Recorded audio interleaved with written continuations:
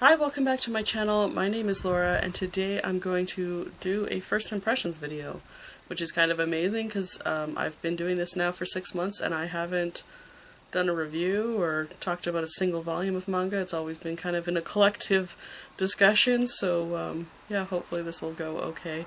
So today I'm going to talk about Paradise Residence by Kosuke Fujishima, and Kosuke Fujishima is the author of Oh My Goddess, also the author of You're Under Arrest, and so if you've read either of those, you'll be very prepared for what you will find inside this manga. I thought that this story is very similar to You're Under Arrest, less so to Oh My Goddess, but the character design, the writing, the pacing, everything about it just seemed very much like Kosuke Fujishima. You know, he doesn't derivate very far from what he does, which is fine because those are both great series. So this story is about Hatsune Takanashi, who's got the brown hair here, and she's sort of a kind of a lazy spitfire, I guess, how you would describe her. She likes food, you know, like pudding is her favorite thing, curry is her favorite thing, and she also really loves motorcycles, and she is really bad at getting up. She's a really bad student, so she's kind of lazy and also has these really distinct likes. And then her dislikes, of course, are natto, and then she has a rival at school who she calls pudding for some reason. So she likes eating pudding, but she doesn't like her rival pudding. Anyway, so basically this is just an episodic story about her and her friends and going to an all-girls boarding school.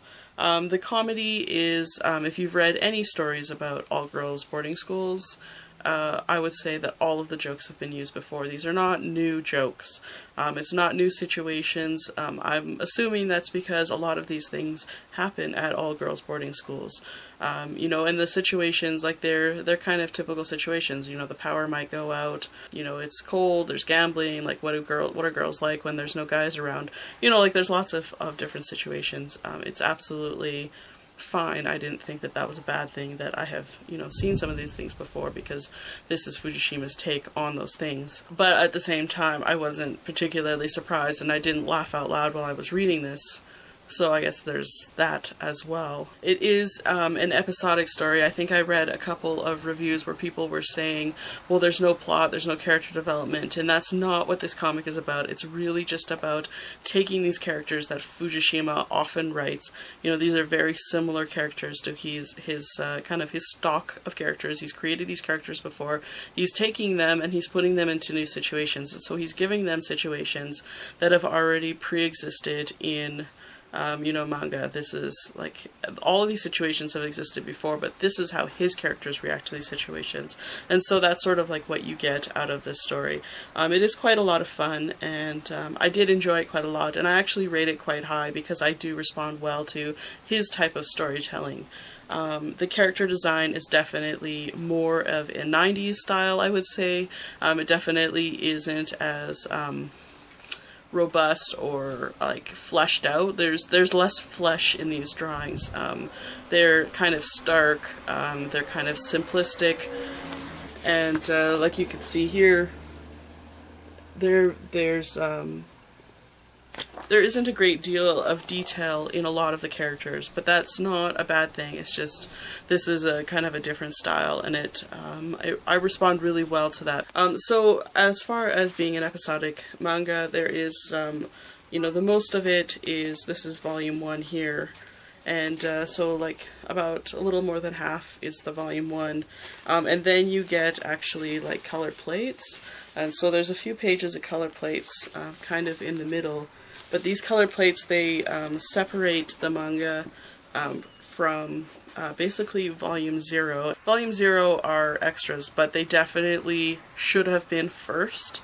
Like, it didn't, I'm a little bit confused about why volume 1 was published at the front of the book and volume 0 was published at the back of the book, because, you know, the fact that there isn't much of a story, it's clear, but when you read volume 0, some of the very small quirks and reasons for things, or like how things happened, are actually answered in volume 0, and so they've already happened in volume 1, and so you've accepted them as fact, and then you go back to volume 0 and you see how they happened, and it actually spoils it it spoiled it for me a little bit, and so I didn't like that order, but I don't know if I would actually want to read Volume 0 before I read Volume 1. I didn't actually find that those stories were particularly that great. They're a little bit shorter, and I didn't find that they were really funny, and I feel like this should be more of a comedy, so I didn't respond really well to the Volume 0 aspect.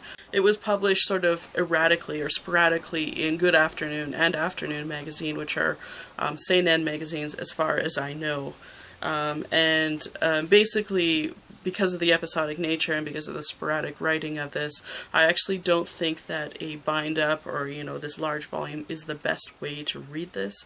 I think that the stories actually work better alone. And, I've said that, there is no real plot, there's no underlying plot, there's no real character development. These stories work better alone. You're just going to read, solid straight through 300 pages, which is what I did. You do get kind of tired of the situations, but I think that if you read it the way it was written, the way it was published originally, you would get a lot more out of it, and I think that it would actually work a lot better if you took breaks between chapters. I think that would probably be the best way to read this title. As a seinen title, you would expect there to be a lot of fan service, especially considering that this is all about young girls. This is an all-girls boarding school. There are no men in this story whatsoever. Yes, there is fan service. There is nudity, but it's not the type of fan service or nudity that you would expect to see in a lot of series that are like a lot of modern series. It's not constant, panty shots.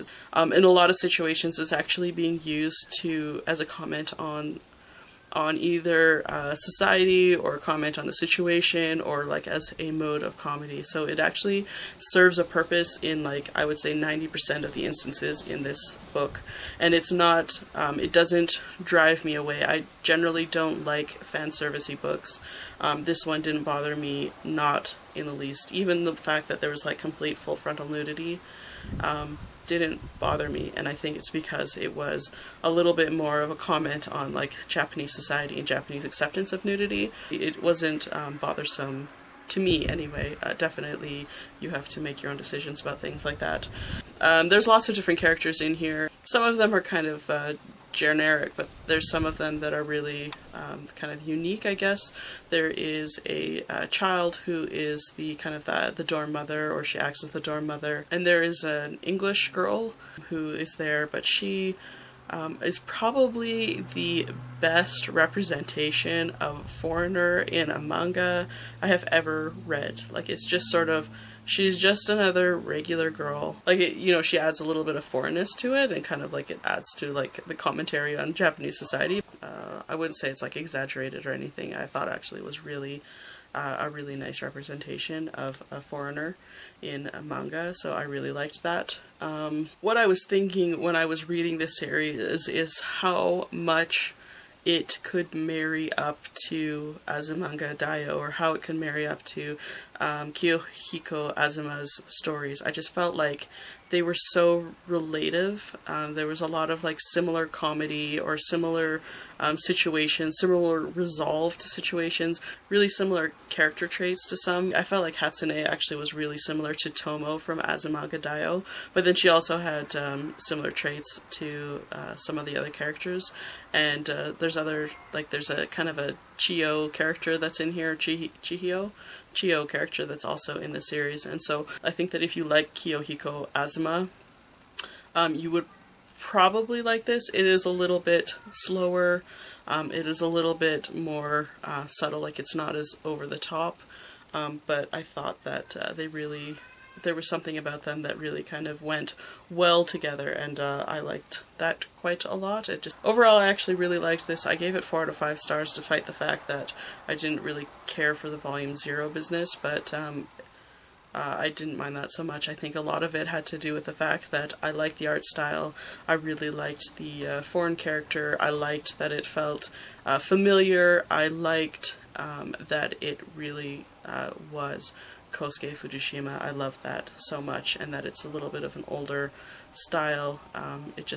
Everything really about it I respond really well to. So I highly recommend it, especially if you have read My Goddess or As a Manga Dio. You might want to be able to, or you might be able to dive into this one and enjoy that. So I hope you enjoy it. Let me know if you have read this, or if you are planning to read it, and if you read it after this video, let me know what your thoughts are, because I'd love to hear about that and talk about it with you. So thanks for watching this video. I will see you in my next video. Thanks for watching. Bye.